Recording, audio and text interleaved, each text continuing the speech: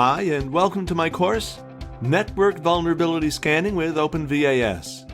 Securing network-accessible IT resources, whether hosted locally or in the cloud, requires a wide range of skills. Prominent among them is vulnerability scanning, which directs modified hacking tools against your servers and routing equipment, looking to expose holes and broken configurations.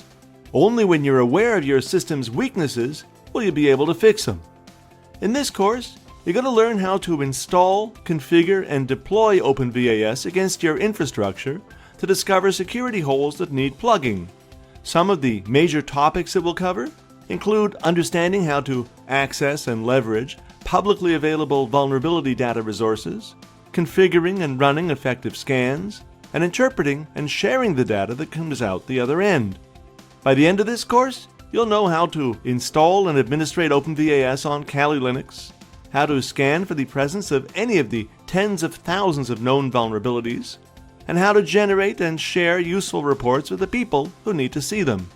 Before beginning the course, you should be familiar with the basics of TCP/IP networking and Linux server administration.